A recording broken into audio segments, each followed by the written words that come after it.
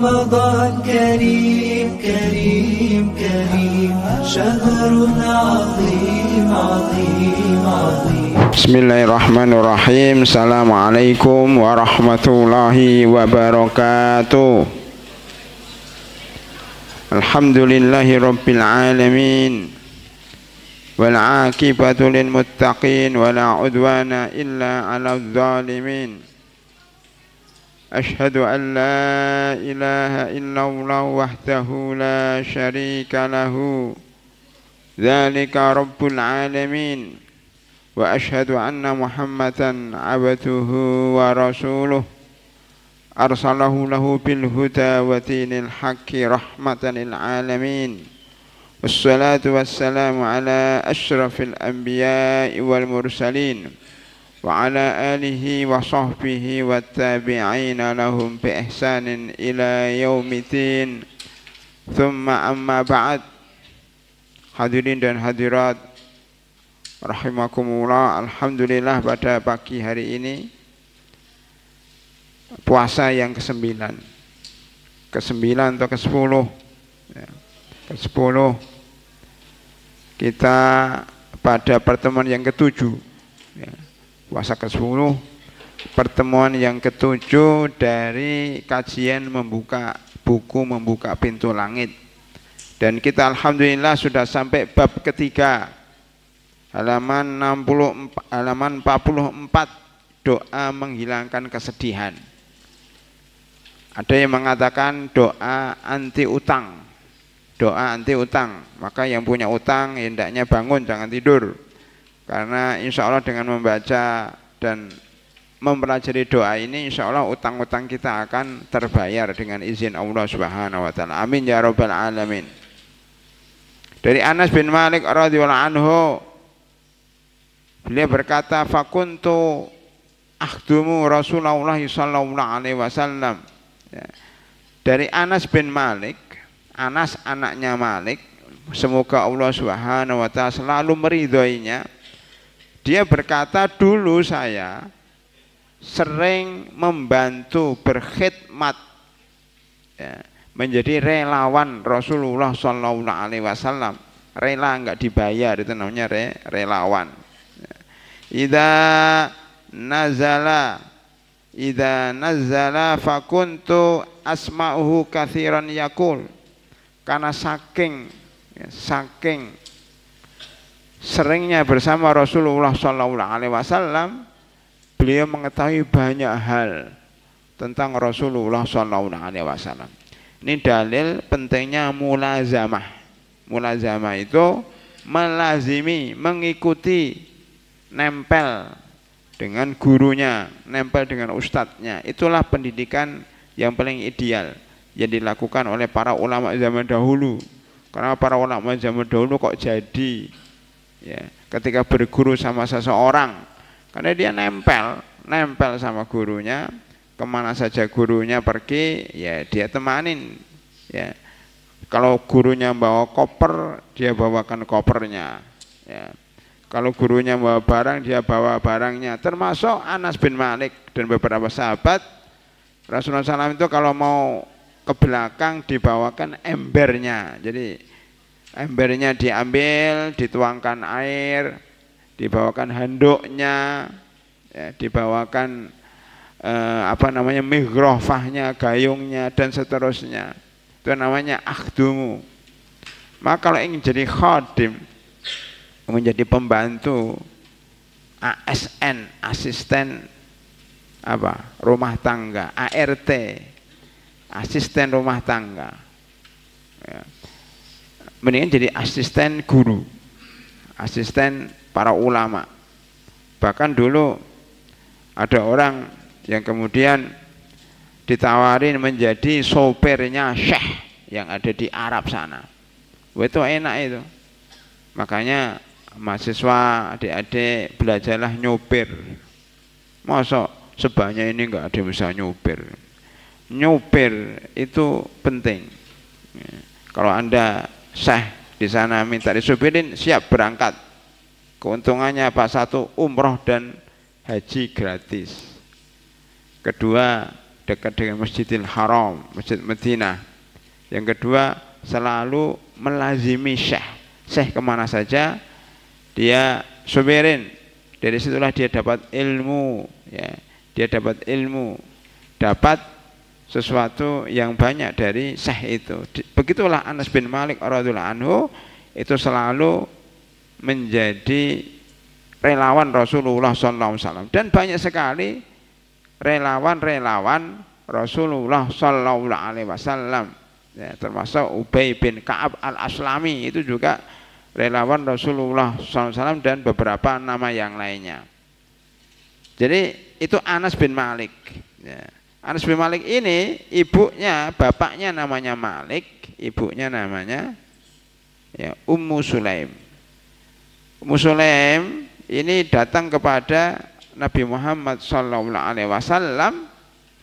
dan berkata, wahai Rasulullah, aku ingin mewakafkan anakku untuk Islam dan untuk membantu segala urusanmu. Silahkan perintahkan apa saja kepada anakku. Ini dalil bolehnya wakaf anak. Kalau pada pertemuan yang lalu kita membahas wakaf tanah, ya, wakaf uang. Maka hari ini kita bicara wakaf anak. Makanya punya anak juga enak. Kalau nggak punya uang, kalau orang lain mewakafkan tanah, mewakafkan uangnya, ini orang miskin tapi kaya anak. Dan katanya, kata orang miskin itu biasanya anaknya banyak, ya. Orang kaya anaknya dikit. Loh, kok bisa? Karena orang kaya itu sibuk nyari uang, makanya sedikit dia memproduksi anak, saking sibuknya. Pertemuan keluar dengan istrinya itu sangat jarang, apalagi istrinya juga bekerja nyari uang, uangnya banyak tapi nggak punya anak. Kalau orang miskin karena pengangguran dia di rumah terus, maka tiap tahun anaknya lahir. Itu konsepnya seperti itu. Makanya Allah sangat adil, yang satu kaya harta nggak punya anak, yang satu kaya anak nggak punya harta. Nah, itu pernah diangkat di salah satu stasiun, ya, televisi nasional yang menghadirkan yang punya anak 12 atau 13 tapi nggak punya uang, nggak punya rumah, ya.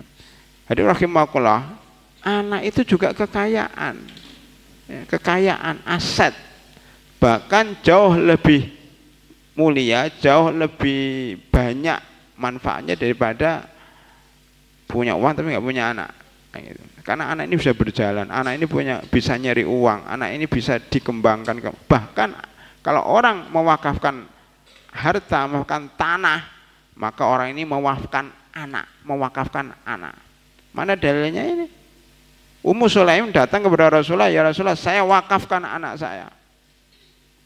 Padahal kemarin kita pernah bahas bahwa kalau anak kita yang kita lahirkan, ya, kemudian dia membaca Al-Quran, belajar di Al-Islam, belajar di RTUM, ya, kemudian dia menghafal Al-Quran, bapaknya dapat pahala. Tinggal di rumah kipas-kipas. Loh, kenapa kipas-kipas, Pak? Ya, anak saya sudah hafal Al-Quran, ya, dia ke masjid, namun bapaknya tidur-tiduran, udah cukup, kan udah diwakili anaknya. Makanya bapak-bapak kalau punya anak banyak, udah di rumah aja, kirim anaknya ke masjid, kirim anaknya untuk sekolah, kirim anaknya untuk baca Al-Quran, udah bawa pahalanya banyak. Semakin banyak anak, semakin banyak pahalanya, kan begitu. Yang satu diwakafkan di Al-Islam, yang satu diwakafkan di mana lagi, yang satu diwakafkan. Jadi wakaf dia banyak banget, karenanya juga banyak. Dan masing-masing akan membawa pahala untuk orang tuanya yang mewakafkan. Begitulah Ummu Sulaim mewakafkan Anas bin Malik kepada Rasulullah SAW. Dan hal yang sama pernah dilakukan oleh siapa? Oleh siapa, Pak? Hal yang sama pernah dilakukan oleh seorang perempuan juga, seorang ibu yang namanya Ummu Maryam. Tadi kan Ummu Sulaim, ya, Ummu Sulaim. Maka jauh sebelumnya namanya Ummu Maryam. Mewakafkan siapa? mewakafkan Maryam. Inni nadartu ma fi batni muharrar fataqabbal minni. Ya Allah, saya lagi hamil. Ini bisa ditiru oleh perempuan-perempuan yang sedang hamil atau yang akan hamil ke depan. Ya Allah, akan saya wakafkan apa yang dalam perut saya. Muharraran, hanya untuk Allah saja, bebas hanya untuk Allah saja. Makanya siapa tadi? Maryam ini mewakafkan apa yang ada dalam kandungannya. Saya wakafkan yang ada dalam kandungan saya untuk Allah, untuk khidmat Baitul Maqdis. Tetapi ya dikira yang dikandung itu laki-laki, ternyata perempuan. Falamma wada'atha qalat rabbi inni wada'tuha untha wa inni sammaituha Maryam. Ya Allah, ternyata saya melahirkan anak perempuan, bukan anak laki-laki. Makanya laki-laki itu enggak seperti perempuan. Walaysa dzakaru kal untha. Laki-laki itu tidak seperti perempuan. Tetapi walaupun begitu, wakafnya jalan terus, maka Maryam alaihissalam berada di Baitul Maqdis, jadi khadimah, jadi menjadi orang yang tinggal di Baitul Maqdis, berkhidmat ke Baitul Maqdis, ya atas arahan pamannya Zakaria. Ya, jadi Zakaria itu membina dan mengarahkan Maryam menjadi orang yang beribadah kepada Allah Subhanahu wa taala karena dia diwakafkan untuk Allah. Maka doa Maryam ini dikabulkan oleh Allah Subhanahu wa taala sehingga Maryam menjadi wanita yang terbaik di dunia. Ada 4 wanita yang paling baik, afdalun nisa'il alamin arbaun. Sebaik-baik perempuan di dunia ada 4. Yang pertama adalah ya Asiyah binti Muzahim, istri Fir'aun. Makanya kalau kepengin ya seperti Asiyah, carilah suami bukan suami kayak Fir'aun, tapi pilihlah kesabaran, keteguhan. Wah, suaminya Fir'aun aja bisa masuk surga, apalagi suaminya ustadz kan gitu. Kalau nggak masuk surga keterlaluan. Wah, kalau dia saja sabar sama Fir'aun dan bisa masuk surga, maksud dengan ustadz nggak sabar. Nah, begitu cara berpikirnya. Fir'aun itu menentang Islam. Fir'aun itu bahkan menyiksa istrinya sendiri Asiyah, ditindih dengan batu, dicambukin karena dia masuk Islam, tapi dia sabar, akhirnya masuk surga. Kalau suaminya ustadz kan nggak dicambuk kan istrinya, ya kemudian nggak ditindih batu, ya nggak dipaksa untuk kafir kan enggak. Jadi kalau ada masalah apapun juga itu jauh lebih ringan dibanding kalau jadi istrinya Fir'aun. Jadi yang dilihat itu kesabarannya, bukan Fir'aunnya. Kesabarannya itu luar biasa sehingga dia masuk surga. Dan bukan hanya masuk surga, menjadi istri yang paling top di dunia pertama kali, Asiyah binti Muzahim. Ya. Bahkan ketika disiksa itu tidak terasa sakit. Kenapa? Karena sudah diperlihatkan di depan mata itu surga. Kayak kalau mahasiswa itu lapar, ya, tapi lihat sepak bola udah nggak terasa laparnya. Ya, dia nggak akan ngantuk walaupun malam nggak tidur, ya, karena lihat sepak bola. Begitulah kira-kira Maryam alaihissalam melihat surga, bukan sepak bola, lihat surga. Bukan main game, tapi lihat surga. Segalanya dilupakan, bahkan siksaannya pun lupa, nggak merasa sakit karena lihat surga. Kayak lihat film gitu loh, menarik, ya, berjam-jam. Ya. Kemudian ketika ditindih batu oleh Fir'aun, ditindih batu, beliau itu sudah meninggal dunia, nyawanya sudah diambil oleh Allah Subhanahu Wa Taala. Dan rohnya sudah menuju Allah sehingga ditindih batu sebesar apapun juga enggak masalah sakit. Begitulah para ahli sejarah mengatakan Maryam ini karena wali Allah, karena tidak ada nabi dari wanita, adanya wali Allah yaitu Asiyah ini, maka dia tidak merasakan sakit ketika diseksa dan tidak pernah merasakan sakit ketika ditindih dengan batu besar karena nyawanya sudah nggak ada, nyawanya sudah ke surga. Itu Asiyah binti Muzahim. Yang kedua siapa? Maryam binti Imran. Maryam binti Imran. Nah, ini yang kita ceritakan ini, Maryam diwakafkan oleh ibunya untuk berkhidmat Baitul Maqdis sehingga hari-harinya dipakai untuk beribadah kepada Allah Subhanahu wa taala, tidak melirik dunia, tidak tertarik dengan gemerlapnya dunia, karena memang fitnah dunia itu fitnah yang paling besar bagi wanita. Jadi wanita itu lemah hatinya kalau diuji dengan dunia. Makanya Maryam dibebaskan dari fitnah dunia itu, dia fokus beribadah kepada Allah Subhanahu wa taala. Kalau zaman sekarang wanita soleha itu fokus menghafal Al-Quran ya. Dari pagi, siang, sore, malam fokusnya Al-Quran. Udah, itu wanita yang mulia, tidak bergeming dengan kehidupan dunia. Nah, begitu. Ini jadi wanita mulia seperti Maryam. Yang ketiga, Khadijah radhiyallahu anha, wanita pedagang ya. Wanita yang mempunyai harta, mempunyai paras kecantikan yang luar biasa, semuanya cantik. Dari Asia, oh istrinya raja masa nggak cantik, Asia, Maryam, Khadijah dan Fatimah semuanya cantik ya. Tapi masing-masing punya kelebihan. Kalau Khadijah tipenya bukan seperti Maryam. Kalau yang satu anak, yang satu adalah istri raja yang penuh dengan gemerlapnya dunia, tapi dia nggak terpengaruh. Yang satu orang yang zuhud, yang ada di pojok-pojok masjid menghafal Al-Quran, tidak bergeming dengan kehidupan dunia sedikit pun ya. Yang ketiga Khadijah, bukan raja, bukan istri raja, tapi kaya, diberikan oleh Allah kekayaan yang melimpah ya, dan dia termasuk wanita yang hebat, yang terhormat di kalangan kaumnya. Tetapi kekayaannya diserahkan kepada Rasulullah SAW untuk berdakwah. Dia adalah istri Rasulullah SAW. Yang kepada adalah Fatimah.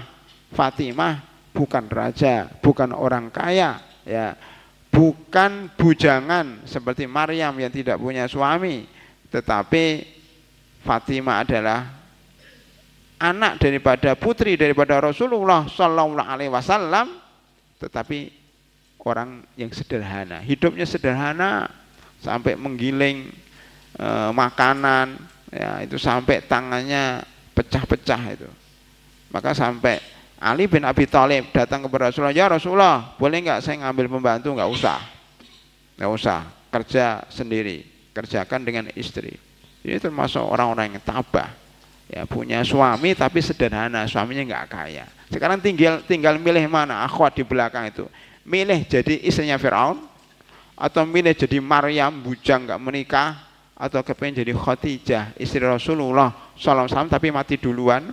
Yang keempat ingin jadi istrinya Ali bin Abi Thalib tapi miskin, kerja keras sampai tangannya bengkak-bengkak. Pilih mana ya. Inilah contoh dalam kehidupan dunia ya. Dalam kehidupan dunia contoh dari sisi lain bahwa Asiyah ini contoh orang yang punya suami tapi suaminya jahat. Suaminya jahat. Yang kedua, contoh perempuan yang tidak punya suami. Yang ketiga, contoh orang yang punya suami soleh, yaitu Nabi Muhammad SAW. Yang ketiga adalah contoh seorang anak putri yang soleha. Wanita tidak lepas dari 4 keadaan ini. Maka tinggal milih mana terserah. Yang penting masuk surga. Jadi rahimakumullah ya, hidup itu bukan pilihan kita. Kita dilahirkan pun bukan pilihan kita. Kita diberi nama Asiyah, diberi nama Khadijah, diberi nama Fatimah, diberi nama Hafsah, ya, diberi nama yang lainnya, bukan pilihan kita. Allah yang mentakdirkan. Kita lahir di kampung sawah, itu bukan pilihan kita. Ya, Kita anaknya siapa, bapak kita siapa, ibu kita siapa, bukan pilihan kita. Dan kita ditakdirkan jadi siapa, itu bukan pilihan kita. Para hadirin rahimakumullah. Ya, makanya manusia itu ditakdirkan berbeda-beda keadaannya. Tinggal sekarang bagaimana kita menghadapi keadaan yang kita Allah takdirkan untuk kita ini. Itu saja. Itu sebagai tambahan, mengambil pelajaran daripada Ummu Sulaim yang mewakafkan anaknya kepada Rasulullah Sallallahu Alaihi Wasallam. Kemudian pada hadirin rahimakumullah, ya, Anas ini didoakan, ya, ini kan keberkahan bersama mulazamah bersama Rasulullah Sallallahu Alaihi Wasallam. Apa keberkahannya? Umurnya panjang. Ya. Mau dekat dengan ustadz itu biasanya umurnya panjang. Umurnya sampai 103 tahun. 103 tahun. Ya. Itu umurnya termasuk sahabat yang umurnya terpanjang. Termasuk generasi sahabat yang paling terakhir wafatnya. Yaitu tahun 93 Hijriah. Ya. 93 Hijriah. Jadi dari tahun Hijriah sampai hampir 100 tahun dia masih hidup. Ya. Itu siapa namanya? Anas bin Malik. Ya memang pada waktu pada waktu Hijriah mungkin beliau masih kecil, kan umurnya 103 tahun. Berarti 10 tahun ketika Hijriah, 103 dikurangi 93 berapa? 10 kan? Benar ya? Berarti waktu 1 Hijriah, waktu hijrah Rasulullah SAW itu beliau umurnya 10 tahun. 10 tahun, berarti masih kecil ya. Maka ketika diberikan sama Rasulullah dia masih kecil.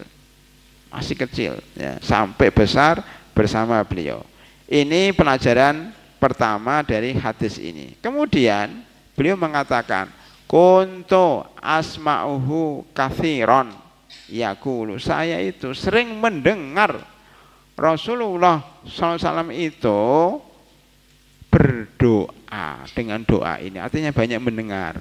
Jadi belajar itu pertama mulazamah ya sama orang alim, yang kedua banyak mendengar kajian. Ya, ketika kuliah subuh ini termasuk mulazamah juga, karena mendengar banyak dengar aja udah. Termasuk bahasa Inggris, bahasa Arab, bahasa Indonesia, bahasa Jawa, itu salah satu caranya banyak mendengar.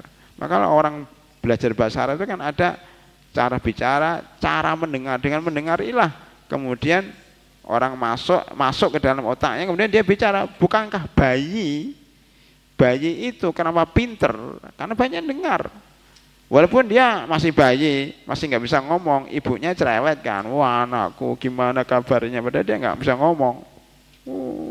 Jadi seneng banget sama bayi itu. Padahal bayinya tenang aja, nggak bisa ngomong, tapi diajak ngomong terus. Apa filosofinya itu? Pertama, ya supaya ibunya itu seneng gitu loh, kan banyak ngomong, padahal bayinya nggak bisa ngomong. Tapi dengan banyak ngomong itu, banyak bicara itu, seorang perempuan akan sehat. Karena kebutuhan bicara seorang perempuan berapa kata? 70.000 kata. Kalau nggak salah 70.000 kata. Kalau laki-laki cuma 20.000. Maka kalau bayi diasuh oleh bapaknya, mungkin dia sulit ngomong, jadi orang bisu dan sebagainya. Kenapa? Karena bapaknya banyak diem. Tahu ini nggak bisa ngomong, nggak usah. Tapi kalau dipegang ibunya biasanya pintar ngomong. Bayi itu, kenapa? Ibunya cerewet. Tapi sebenarnya cerewetnya seorang ibu itu bermanfaat untuk bayi, karena dia banyak mendengar. Oh ibunya ngomong ini, ibunya disimpan dulu dalam memori bayi itu, disimpan terus sampai dia bisa ngomong. Dia ngomong itu hasil simpanan daripada ibu yang ngomong tiap hari itu. Teori ini ilmiah. Makanya pada hari agama, kenapa bayi yang baru lahir itu disunahkan untuk diadzanin sebelah telinga kanan dan iqomatin telinga sebelah kiri. Dengar, itu jadi memori bayi itu. Oh, pertama kali kalimat yang dia dengar setelah ketika lahir adalah kalimat tauhid la ilaha illallah. Makanya kalau ada bayi sudah datang bawa ke masjid untuk dengar kuliah subuh. Baca doa al-hajat kemarin itu. La ilaha illallah al-halimul karim. Subhanallah rabbil arsyil azim. Alhamdulillahi rabbil alamin, diteriakkan terus ke telinganya. Enggak apa-apa. Coba sekarang kalau enggak percaya, yang punya bayi siapa yang baru lahir, bawa ke Al-Islam tiap pagi. Selama 1 bulan. Itu jadi bayi yang hebat itu. Kenapa? Sejak bayi sudah ikut kuliah subuh. Lu nggak percaya? Coba aja. Ya, itu kan teorinya seperti itu. Orang Barat aja percaya itu. Masa kita nggak percaya? Orang Barat itu kalau istrinya hamil, ya didengarkan apa? Biola. Biola. Kenapa biola? Supaya jiwa bayi itu belum lahir loh, masih dalam kandungan loh. Itu didengarkan musik-musik klasik itu, biola ngik, ngok, ngik, ngok, ngik, ngok. Lo kenapa? Supaya punya jiwa seni.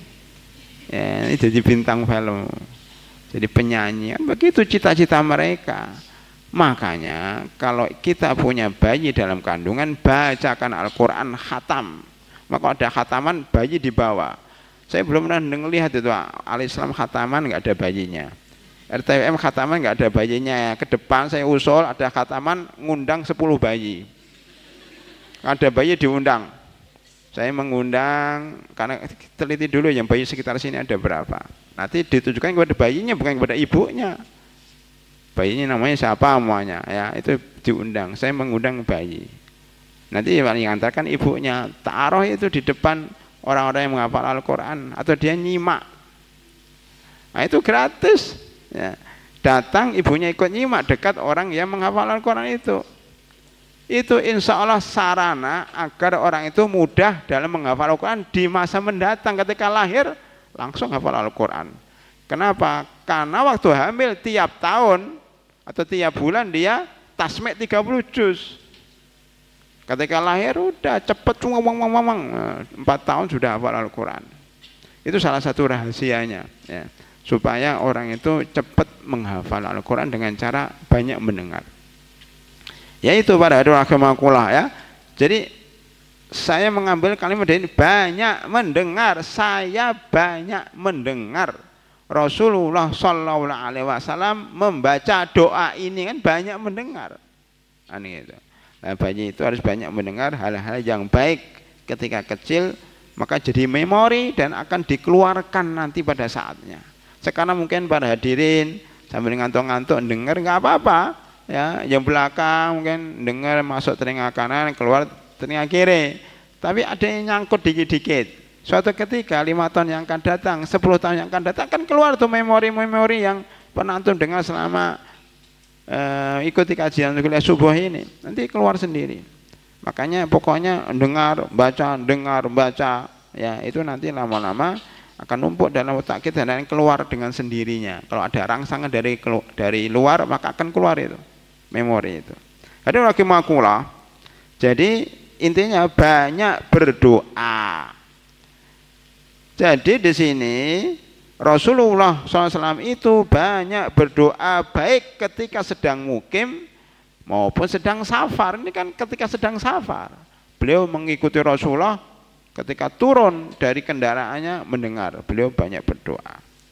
Kemudian beliau juga mengingat Allah di dalam seluruh aktivitas hidupnya. Itulah orang beriman. Makanya ada namanya doa pagi dan petang, ada namanya hisnul muslim, benteng seorang muslim yang dicetak dan dibagi-bagi. Itu namanya zikir harian. Zikir setiap aktivitas ada zikirnya. Contoh Nabi Musa alaihissalam. Ini saya terkesan nih dengan kisah Nabi Musa dalam surat Al-Qasas ya. Dimulai dari ayat berapa nih? Ayat 16 ya. Nabi Musa ini contoh seorang nabi yang banyak berdoa. Faqala in rabbi inni dzalamtu nafsi faghfirli faghfaralah innahu huwal ghafurur rahim. Beliau ini berdoa setelah mukul orang dan mati orang itu. Itu Nabi Musa itu orangnya kuat. Kalau sekarang tinju itu Nabi Musa itu paling menang. Sekali pukul itu orang meninggal dunia. Ini contoh nabi yang punya kekuatan fisik yang luar biasa. Jadi para nabi itu diberikan kelebihan oleh Allah Subhanahu wa taala yang tidak dimiliki manusia biasa. Salah satunya Nabi Musa punya kekuatan fisik sih, hanya mukul orang aja mati. Itu baru satu pukulan. Baik, karena kalau mukul beberapa kali apalagi mukul dengan senjata. Qala Rabbi, ketika orang itu mati, beliau berdoa, inni dzalamtu nafsi, ya Allah saya telah mendolimi diri saya sendiri. Ini berarti kan Nabi pun pernah berbuat salah walaupun nggak sengaja. Kayak di sini, inni dzalamtu nafsi, saya berbuat dosa. Sama dengan Nabi Adam alaihissalam, Rabbana dzalamna anfusana. Sama dengan Nabi Muhammad SAW, ya, dalam doa habis sholat itu, Allahumma inni dzalamtu nafsi dzulman katsira wa la yaghfiru dzunuba illa anta faghfirli maghfiratan min indika innaka antal ghafurur rahim. Jadi Nabi itu hampir semuanya sama, ritmenya, caranya, kemudian aktivitas sehari-harinya sama. Ini Nabi Musa mengatakan inni dzalamtu nafsi, itu Nabi Musa loh, apalagi kita. Makanya yuk di waktu kosong, di waktu kita nunggu antri, ya, waktu sebelum berbuka, waktu-waktu mati dalam bahasa orang sekarang itu waktu mati, waktu yang nanggung. Ya. Mungkin kita naik tangga, turun tangga, nunggu orang, nunggu anak, apalagi nunggu ustazahnya, dengar orang ngobrol, kan waktu-waktu nanggung untuk apa ya? Kalau kita umumnya kalau sholat di al-Islam umumnya nunggu antara perpindahan antara satu rakaat ke rakaat lain. Kalau mungkin di masjid-masjid lain nunggu orang bersolawatan, nunggu orang berdoa, ya bisa Anda berdoa seperti ini, Allahumma inni dzalamtu nafsi, ada sini Rabbi inni dzalamtu nafsi faghfirli, faghfaralah, kemudian Allah mengampuninya, innahu wal ghafurur rahim. Itu ketika membunuh orang. Kemudian ketika membunuh orang langsung dikejar, ya, karena mendengar ini Nabi Musa ini membunuh dari penduduk asli Mesir. Kan di Mesir itu ada penduduk asli, ada penduduk pendatang. Bani Israel itu pendatang. Ini dari ilmu sosiologi, ya. Jadi masyarakat Mesir itu kan ada penduduk asli, penduduk yang pendatang. Kapan dimulainya? Ketika pada zaman Nabi Yusuf alaihissalam. Nabi Yusuf itu nenek moyangnya Nabi Musa. Ya, kita tahu semuanya cerita Nabi Yusuf. Nabi Yusuf itu kan orang Kan'an, orang Palestina, lahirnya di sana. Nama orang tuanya adalah Nabi Yakub alaihissalam. Hidupnya di kampung, ya, di tempat yang mungkin sulit untuk mencari makanan, maka termasuk musim paceklik itu miskin, tidak punya makanan sehingga datang ke Mesir itu apa namanya saudara-saudaranya. Tapi sebelum itu Nabi Yusuf kan dimasukkan dalam sumur, kemudian dibawa musafir menuju Mesir, dijual di sana, kemudian masuk istana, kan begitu. Singkat cerita Nabi Yusuf kemudian menjadi menteri besar atau perdana menteri. Ketika jadi menteri dan sudah ketemu dengan adiknya Benyamin dan 10 saudara yang lain, dia mengatakan utuni bi ahlikum ajmain, ya kan, idhabu bi qamisi hadza wa alquhu ala wajhi abi ya'ti basira wa tuni bi ahlikum ajmain. Ini bajuku berikan kepada bapakku yang ada di Palestina, lemparkan baju ke muka bapakku, nanti dia akan bisa melihat. Itu nanti khusus kita bahas di dalam tafsir surat Yusuf. Ini namanya pengobatan dengan bau, dengan aroma keringat orang yang dicintainya. Kadang-kadang orang itu namanya anaknya jauh pergi supaya dia kangen, nih bapak atau ibunya kangen dengan anaknya, baju anaknya dipegang, ya, dibawa kemana-mana, dicium, wah ini anakku, gitu. Baunya aja. Begitu juga kalau seorang suami pisah dengan istrinya lama dan waktu yang lama, itu mungkin bajunya dipegang. Begitu juga istri, jika suaminya pergi, bajunya dipakai dan seterusnya, kan begitu. Itu sudah ada pada zaman Nabi Yakub alaihissalam. Ketika Nabi Yusuf pergi jauh, ya, maka yang menjadi pikiran bapaknya itu Yusuf. Lah itu pakaiannya itu bisa membuat dia sembuh dari penyakit mata itu.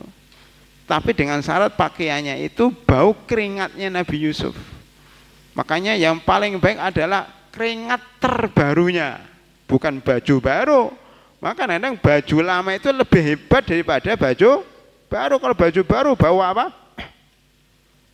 Bau pabrik, ya kan? Bau pabrik, dicuci dulu. Ini baju lama, bau siapa? Bau keringat orang yang make. Kalau anaknya, wah ini bau anakku, kan gitu. Nabi Yakub karena cinta sama Nabi Yusuf, dia kangen, obat kangen, tombo kangen itu bau daripada keringat anaknya dipegang. Bau Nabi Yusuf saking gembiranya, akhirnya matanya jadi sembuh. Ini salah satu pengobatan orang yang sakit itu, dia gembira ketemu dengan orang yang dia cintai, dia bisa sembuh dia. Makanya ibu-ibu yang ketika hamil itu sakit, ya, muntah-muntah, kemudian di atas tempat tidur, nggak punya tenaga, tapi ketika melahirkannya juga kesulitan, hampir mati tapi nggak jadi, ya. Bahkan bilang sama suaminya, saya nggak akan punya anak lagi, capek, sakit-sakitan. Tapi ketika dia lahir dan berhasil punya anak, anaknya dibawa ke samping, di samping ibunya yang baru lahir ini, kemudian dia bisa melihat anaknya, wah, mencium bau anak yang bayi yang baru lahir ini, gembira, sakitnya lupa semuanya. Sakitnya lupa, dia langsung sembuh, langsung semangat hidup, hanya gara-gara melihat bayinya yang baru lahir. Dan dia minta sama suaminya, kita ingin punya anak lagi. Lah katanya kemarin nggak mau punya anak, sekarang punya anak lagi, hanya gara-gara melihat bayi. Makanya melihat bayi atau melihat yang dicintai itu bisa menyembuhkan dari segala macam penyakit. Mana dalilnya? Dalilnya surat Maryam. Ketika Maryam alaihissalam sudah putus asa, ya sudah sedih kan, ya laitani mitu qabla hadza wa kuntu nasyan mansiya. Sebagian kita bahas kemarin ayat 23. Ya Allah, mendingan saya mati daripada saya menanggung malu. Tapi ketika beliau sedih, kata malaikat itu kan, wa huzi ilaiki bijid'in nakhlati tusaqit aliki rutban janiyya wa kuli washrobi wa qarri aina. Nah gitu kan. Jadi obat sedih itu makan, minum, habis itu melihat orang yang dicintai, yang dalam hal ini Maryam melihat Nabi Isa, wa qarri aina. Maksudnya apa? Sejukkan matamu dengan melihat bayi yang kamu cintai, udah hilang kesedihannya. Makanya anak itu qurratu a'yun rabbana hab lana, dalam surat Al-Furqan 74 itu ya. Rabbana hab lana min azwajina wa dzurriyyatina qurrata a'yun. Apa qurrata a'yun itu? Qurrah itu basah, a'yun itu mata-mata yang basah atau penyejuk mata, maksudnya penyejuk hati. Makanya orang yang punya istri solehah, punya anak yang soleh, biasanya hidupnya bahagia walaupun utangnya banyak, ya, walaupun banyak masalah. Kalau pulang lihat istri dan lihat anak bahagia. Rabbana hab lana min azwajina wa dzurriyyatina qurrata a'yun. Kalau yang laki-laki bujang, perempuan bujang, itu qurrata a'yunnya siapa? Ya, mahasiswa itu punya masalah banyak. Siapa qurrata a'yunnya? Enggak ada. Makanya dia nyari-nyari kan. Nah, itu karena kehilangan jati diri, ya, hampa hidup itu. Karena tidak ada yang jadi qurrata a'yun. Istri juga nggak punya, anak yang nggak punya. Ya. Nah itu hampa. Ya, oleh karena itu orang yang berkeluarga itu jauh lebih bahagia karena ada qurrata a'yun itu, ada yang dilihat dan ada yang menyenangkan. Makanya mahasiswa kalau memang nggak punya istri itu jalan-jalan lah, lihat taman, lihat gunung, lihat pantai, itu qurrata a'yun antum itu seperti itu. Qurrata a'yun karena nggak ada barang hidup maka barang mati nggak apa-apa ya. Lihat pegunungan, lihat ya yang indah-indah itu qurratu a'yun antum. Jadi rahimakumullah, kembali kepada masalah kita. Jadi Nabi kita tadi cerita apa sih? Cerita Nabi Musa. Kenapa Nabi Musa ini membunuh? Jadi ceritanya panjang sebenarnya. Nabi Yusuf tadi sudah menjadi raja atau menjadi manggil waktu nih bi ahlikum ajma'in. Itu yang datang berapa? Datang dari keluarga besar Palestina ke Mesir 70 orang. Jadi keluarga Nabi Yusuf itu 70. 70 itu bapaknya, ibunya, kakeknya, neneknya, Pak D, Bude, Pak Lek, Bule, ya keponakan, entah buyut, cicit, masuk semuanya jumlahnya 70 orang. Kita punya enggak 70 orang? Semuanya mudik terus kumpul 70 orang. Itu dibawa semuanya pindah transmigrasi ke Mesir. 70 orang itu dirawat di istana, terus begitu setelah berapa puluh tahun sampai zaman Nabi Musa 70 orang berubah menjadi berapa? 1.500.000. 1.500.000 itu Bani Israel. Israel itu Yakub, anaknya Nabi Yakub yang dulu 12 berkembang menjadi 1.500.000. Jadi umat. Antum juga bisa seperti itu ya, punya anak 12 berkembang menjadi Bani Bakti, namanya Bani Agus, Bani apa itu jadi anaknya banyak sampai cucunya satu Bani ya. Jadi rahimakumullah.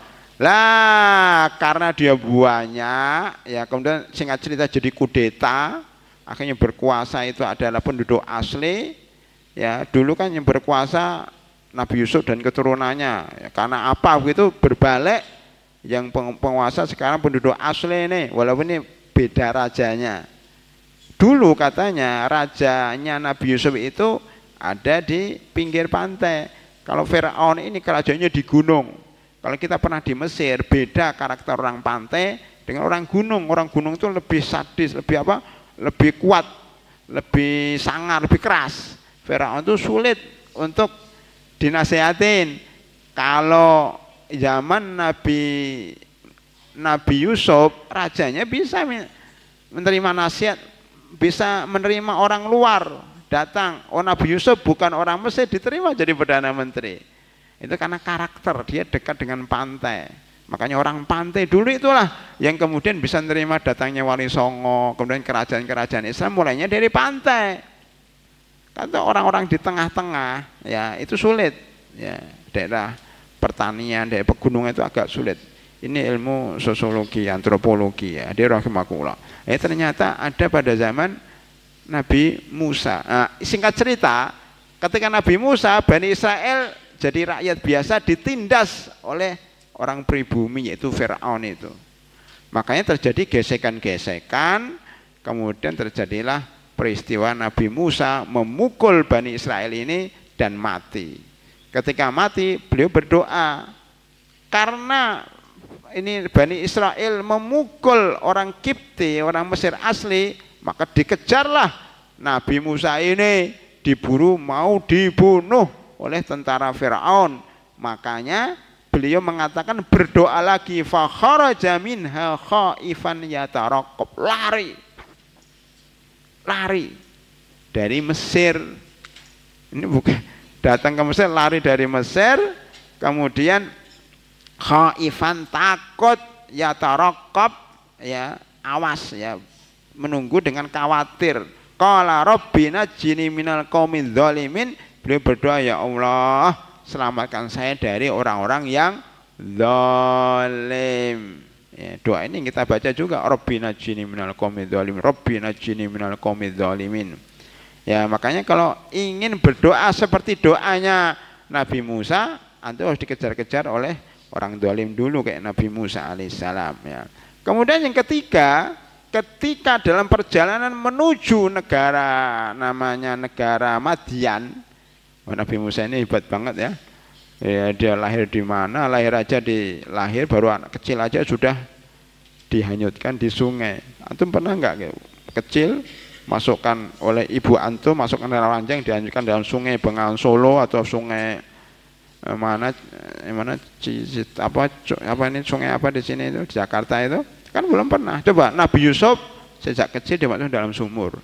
Nabi Musa dimasukkan ke sungai. Nabi Muhammad SAW itu sudah meninggal dunia bapaknya waktu kecil dikejar-kejar, kepengen diculik oleh orang. Para nabi itu hidupnya dari kecil sudah penuh perjuangan. Para hadirin rahimakumullah. Ya, jadi sudah terbiasa diuji oleh Allah sehingga dia menjadi orang besar. Nah, di sini dalam perjalanan menuju Madian beliau berdoa lagi. Walamma tawajjaha tilqa Madyana qala asa rabbi ayyahdiyani sawa as-sabil. Al-Qasas 22. Hadirin rahimakumullah. Ini saya baru menerangkan bagaimana tadi Nabi Muhammad SAW itu banyak berdoa. Ternyata bukan hanya Nabi Muhammad, Nabi Musa pun banyak berdoa. Ketika membunuh orang berdoa, minta ampun. Ketika dikejar oleh Firaun berdoa supaya dijauhkan dari orang-orang zalim. Ketika lari ke Madian, ke negara yang dia tidak tahu, nggak punya kenalan di sana, tidak punya kenalan, tidak punya saudara, gimana ini? Jadi terbiasa menemui kesulitan para nabi itu, udah dikejar-kejar, habis itu lari ke tempat yang dia tidak punya kenalan. Makanya dia berdoa apa para hadirin rahimakumullah, asa rabbi ayyahdiyani sawa'is sabil. Ya Allah, mudah-mudahan Allah menunjukkan jalan yang lurus. Jadi memang para hadirin, nabi itu diuji untuk apa kira-kira? Supaya hatinya hanya kepada Allah, tidak menggantungkan makhluk. Karena kadang-kadang kita ini nyaman dengan makhluk, terbiasa menggantungkan diri sama makhluk. Kalau nabi sejak kecil dididik jangan tergantung sama makhluk, bahkan sejak dia kecil. Ketika besar apalagi ini, Nabi Musa contohnya pergi ke suatu negeri yang dia tidak punya kenalan, makanya menggantungkan sama Allah. Dia mengatakan, ya Allah, mudah-mudahan engkau memimpinku ke jalan yang benar. Lihat nih Pak, takdir Allah itu luar biasa. Sebenarnya ini jadi cerita Nabi Musa. Lihat, jadi kita itu nggak usah khawatir dengan takdir ya. Lihat Nabi Musa dikejar, ya kan, lari. Kok bisa lari ke Madian? Itu Allah yang nunjukkan dalam hatinya. Kamu belok sana. Ya walaupun bentuknya mungkin bisikan atau keinginan hati. Ingat terus itu hadis i'mal fakullun muyassarun lima khuliq. Pokoknya kamu tuh bekerja, beramal, nanti Allah akan menggiring Anda kepada takdir Anda. Mahasiswa umumnya setelah lulus mau kemana? Pokoknya belajar. Setelah lulus nggak usah dipikir. Setelah lulus mesti Allah akan menggerakkan hati Anda menuju mau sekolah di sini, mau sekolah di sini, mau kerja di sini. Ingin punya istri, nanti digerakkan ketemu dengan fulana, ketemu sendiri. Itu nggak akan meleset. Kayak Nabi Musa alaihissalam, ya kan? Mau kemana? Digiring ke negeri Madian. Madian itu mana negerinya? Madian itu dekat Saudi Arabia, dekat Palestina, bawahnya Palestina. Jadi dari Mesir, entah menyeberang kemana, itu beratus-ratus kilo itu. Kemudian Madian, antara Saudi Arabia dengan Yordan dengan Palestina ujung. Ya, jadi Madian itu perbatasan Saudi Arabia, perbatasan Yordan, perbatasan Mesir, perbatasan tadi Arab, ya, perbatasan 3 negara. Konon sekarang ini Madian masih dalam wilayah Saudi Arabia, Madian. Hadirin rahimakumullah, di Madian itu lihat ini, dia masuk ke kota Madian di pintu gerbangnya. Walamma warada ma'a Madyana wajada alai ummatan minan nasi yaskun wa wajada min duni mumra'ataini tadudan. Lihat nih, coba bayangkan barada. Ini namanya takdir ya. Ketika masuk ke negeri Madian itu ternyata ada sumber air, sumur sekarang kolam atau sungai. Di situ banyak orang mengambil air. Laki-laki yang kuat-kuat, di situ ada 2 perempuan. Nah, ini ceritanya ke situ ada laki-laki. Jadi itu Allah yang menggiring. Ceritanya itu mulai dari situ.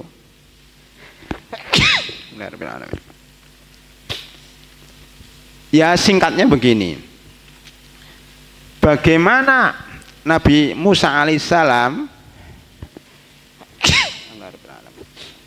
itu kemudian ditemukan dengan Nabi Syuaib, kan begitu ya? Itu ada sarana. Sarana itu apa? Beliau dikejar-kejar oleh Firaun dan lari ke Madian, ya.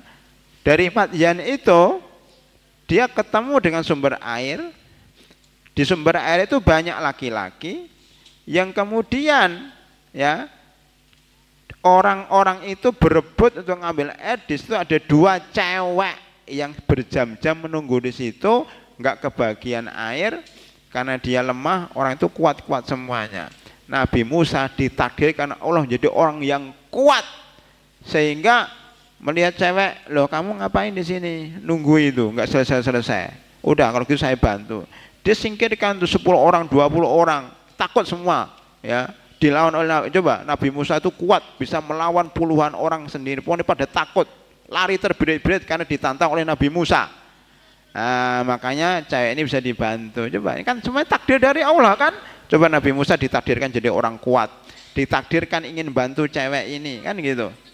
Ya, kemudian akhirnya dibantu dan bisa mengambil air untuk cewek dan dibawa pulang. Habis itu dia berdoa. Doanya, saya kan bicara doa ini.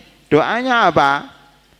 Fasaqalahuma summa tawalla ila dhilli faqala Rabbi inni lima anzalta ilayya min khairin fakir. Surah Al-Qasas ayat 24. Saya merenung ayat ini luar biasa. Mungkin satu ayat ini bisa dijadikan satu buku.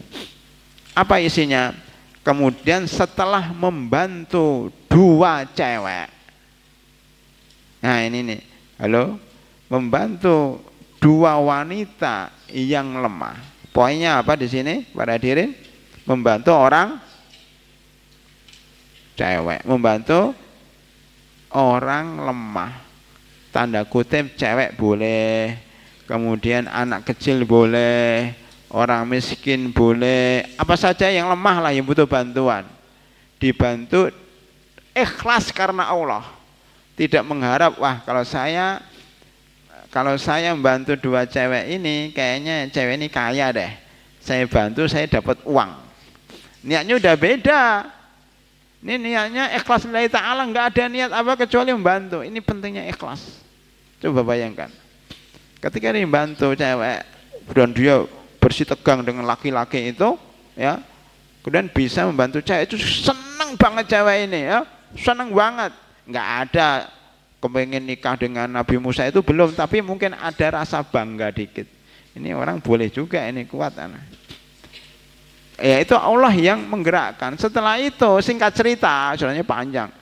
Datang ke rumah bapaknya, mungkin nanya, loh kamu kok bisa ngambil air? Cerita, oh, ketemu dengan fulan, oh, gimana orangnya? Oh, udah panggil nanti ke sini. Kata bapaknya gitu, singkat cerita, nggak disebutkan dalam Al-Quran. Lah kebetulan Nabi Musa ini kan jauh dari Mesir, belum makan 3 hari, belum mandi, udah lemes banget badannya. Akhirnya dia apa? Summa tawalla ila dzil, karena capek Nabi Musa habis mengangkat air yang berat-berat itu, summa tawalla ila dzilli, kemudian layah-layah di bawah pohon. Kan begitu, kalau capek kan layah-layah, ya Allah, lapar nggak ada orang yang berikan saya minuman, makanya ya Allah, ini lima anzalta ilayya min khairin fakir. Apa bahasa itu? Bagus sekali itu. Ya Allah, saya membutuhkan. Lihat nih, doanya kepada Allah, nggak minta sama orang, saya minta, saya orang miskin, saya nggak kayak gitu. Ini pendidikan tauhid para hadirin. Rabbi, ya Allah, kan Tuhan dia kan. Ini 5, coba ini dibaca untuk orang-orang yang sedang membutuhkan bantuan. Inni lima anzalta ilayya, saya ini ya Allah membutuhkan fakir. Jadi fakirnya itu ditaruh terakhir. Saya dengan apa yang kau turunkan dari kebaikan itu, min khairin fakirun, saya sangat membutuhkan ya, saya sangat membutuhkan apa yang engkau turunkan kebaikan kepadaku. Jadi bahasa itu saya membutuhkan kebaikan darimu ya Allah. Itu kalau dalam bahasa nanti di sini ada ya doa atau doa sebelumnya di buku sebelumnya ya. Allahumma inni as'aluka min khairin ta'lamu ya. Saya meminta kebaikan yang engkau tahu apa. Jadi jangan dikte Allah ya. Ya Allah, saya minta uang sekian ya Allah. Saya minta rumah sekian. Jangan kayak gitu. Umum aja. Di mana-mana saya nyebutkan kalau doalah yang umum. Jangan dikte Allah saya kepengen ini, saya kepengen ini. Enggak. Bilang Rabbana atina fid dunya hasanah wa fil akhirati hasanah wa qina adzabannar. Ini Nabi Musa ini doanya umum. Ya Allah berikan kebaikan kepadaku. Selesai, kebaikan apa enggak tahu. Karena kalau kita nentukan doa itu, kita kadang salah. Dikira itu baik oleh kita, ternyata enggak baik. Makanya orang enggak ngabulkan. Makanya sering-sering orang, Ustaz saya udah berdoa enggak dikabulkan, kamu salah doanya. Mesti kamu doa minta sesuatu, salah. Kalau kepengen doanya pasti dikabulkan, apa teorinya? Kalau minta doanya pasti dikabulkan, gimana caranya? Doalah dengan doa yang umum. Kebaikan apa yang datang kepada kita kan nggak tahu. Kadang-kadang kita itu nggak merasa dikabulkan Allah, padahal Allah sudah ngabulkan. Yang kita minta, contohnya di sini Nabi Musa, apa ya kebaikan untuk saya? Nggak tahu. Tiba-tiba datanglah dua wanita itu, habis doa langsung datang tuh. Faja'athu ihdahuma tamshi ala istihya. Langsung dikabulkan oleh Allah. Tapi kan syaratnya gini. Syaratnya pertama kita nolong orang dulu kan gitu. Nolong orang dulu. Kalau bisa nolong cewek kan gitu. 2 orang. Enggak kalau kita letterlek ya. Tapi kalau kita mau umum bukan cewek, nanti nolong anak nabi kan nggak mesti gitu kan. Tapi kebetulan ceritanya itu 2 cewek anak Nabi ada di sono di Madian. Kalau kita jadi orang yang letterlek, kita ke Madian kan gitu, nyari 2 orang anaknya Nabi Syuaib yang nggak akan ada selamanya. Itulah pentingnya kita belajar usul fikih, belajar ilmu tafsir. Ini maksudnya simbol orang lemah, ya, yang membutuhkan.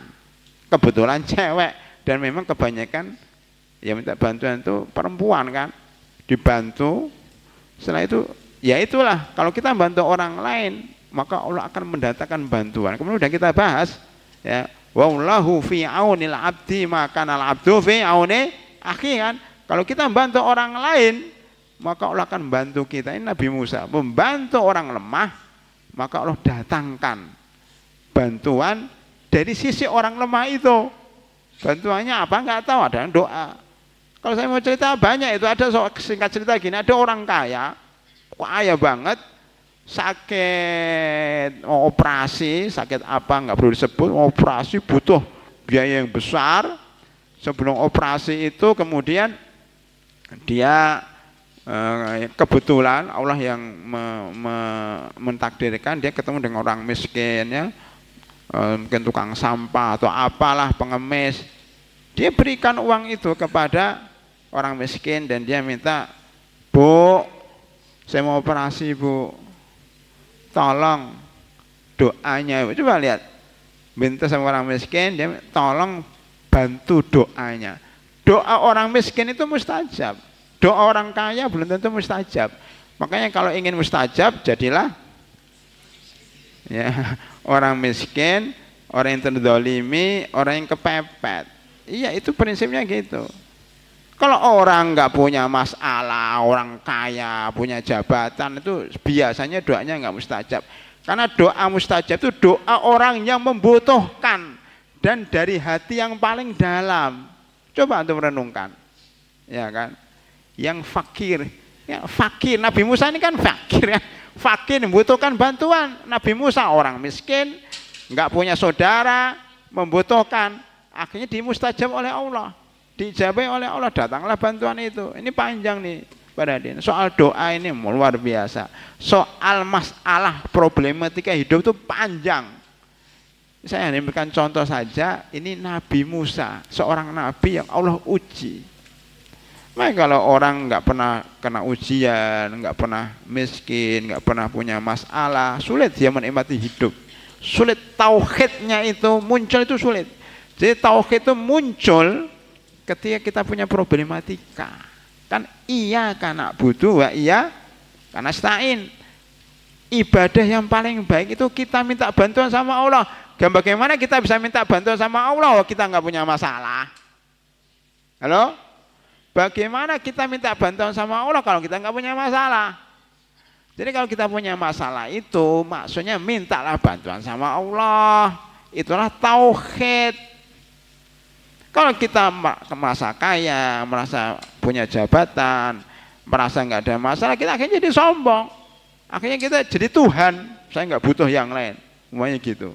Akhirnya kita kayak jadi Tuhan. Makanya bahaya.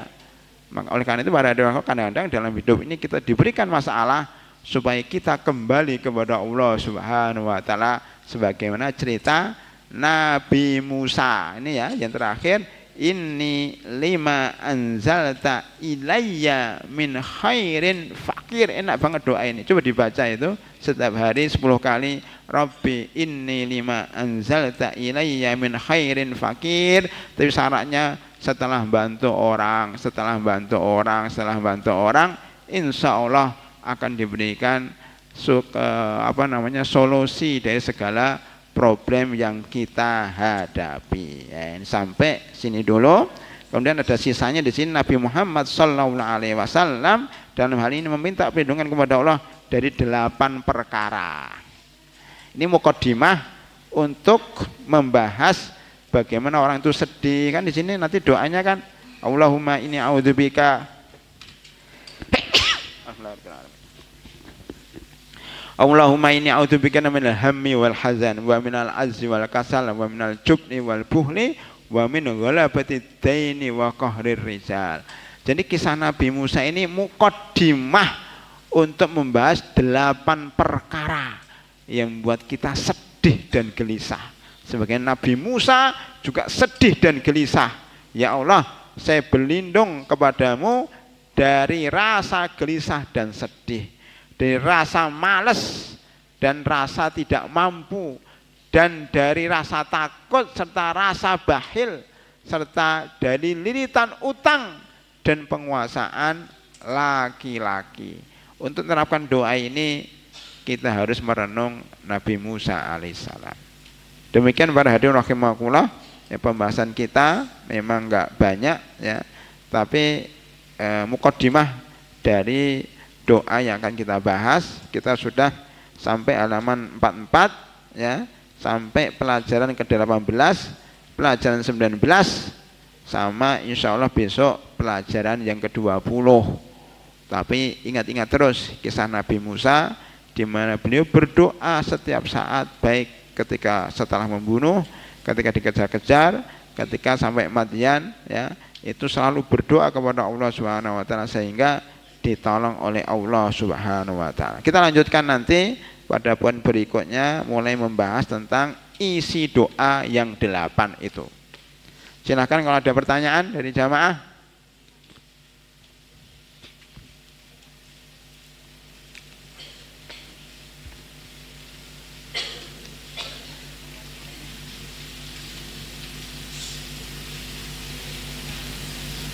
Dari Ikhwan nggak ada? Silakan. Ya, oh ya, ya baik. Ntar dulu, baik. Saya mbak kacamata biar nggak minta bantuan sama orang.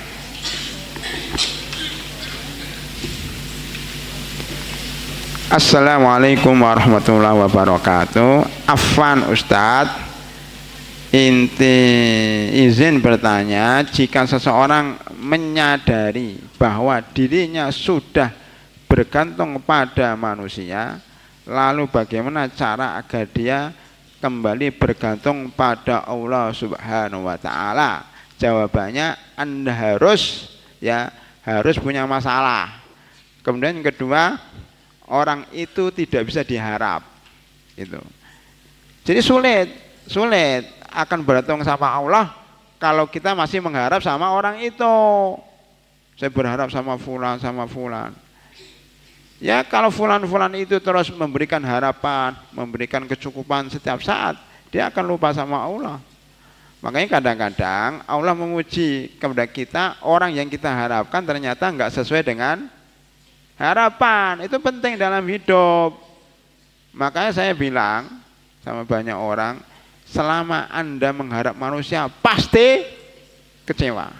Manusia itu semuanya mengecewakan. Tidak ada manusia yang tidak mengecewakan. Siapa yang tidak mengecewakan?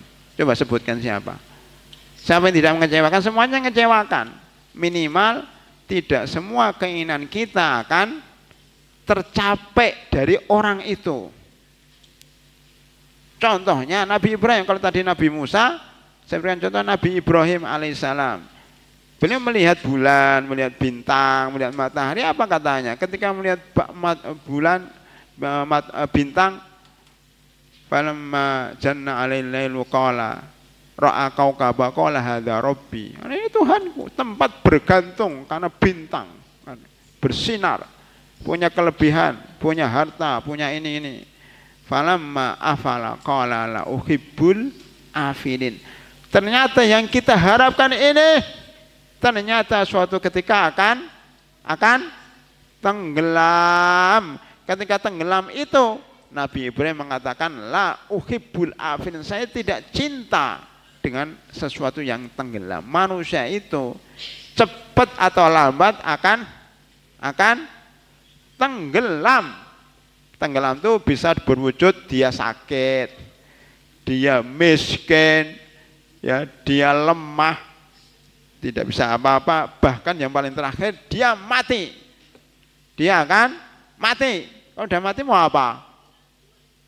Nggak bisa, tergantung sama, baru bergantung sama Allah. Gitu ya. Jadi bagaimana caranya supaya kita bergantung sama Allah? Ya jangan menggantungkan sama manusia itu. Nggak bisa Ustadz. Ya sudah, Allah yang akan menyebabkan Anda bergantung sama Allah. Maka orang yang Anda harapkan itu mengecewakan. Itu.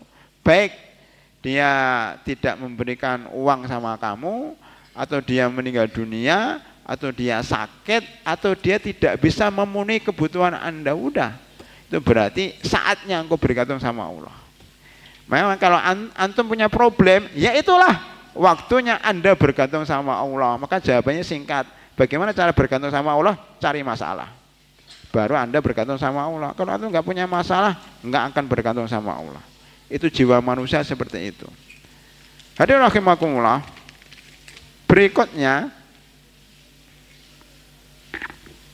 Assalamualaikum Ustadz. Ustadz, dulu ada seseorang yang suka meninggalkan sholat wajib, sedangkan dia tahu itu hukumnya dosa. Kemudian dia bertaubat. Apakah ada kewajiban dia mengqadha sholat yang telah dia tinggalkan dulu, sedangkan dia lupa sudah berapa banyak sholat yang telah dia tinggalkan? Jazakumullah khairan katsira. Ya.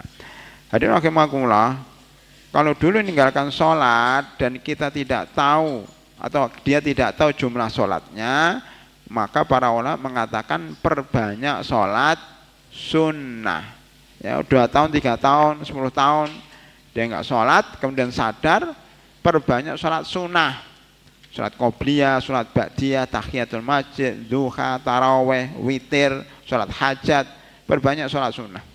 Itu kalau dia tidak tahu jumlah rakaat. Tapi kalau dia tahu jumlah rakaat, namanya saya meninggalkan sholat 3 hari, 3 kali 5, 15 sholat. Maka dia mengqadha 15 sholat. Caranya adalah kalau maghrib ditempelkan ke sholat maghrib, namanya habis sholat maghrib dia sholat maghrib lagi. Ya, enggak usah sholat sunat, sholat maghrib. Habis sholat isya lagi. Habis sholat duhur lagi sampai 15 kali sampai qadha itu selesai. Ya, sampai 3 hari berarti antum sholat maghribnya 3 kali. Maksudnya sholat maghribnya 2 kali selama 3 hari.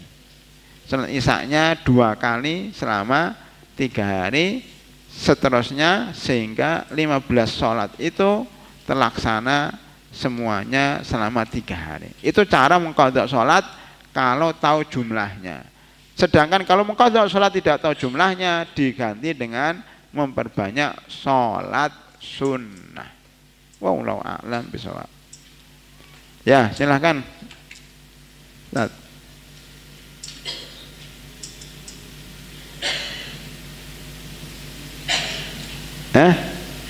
Kok nggak jadi? Ya baik, kalau nggak ada yang lain ya kita tutup ya, kajian kita ini mudah-mudahan bermanfaat.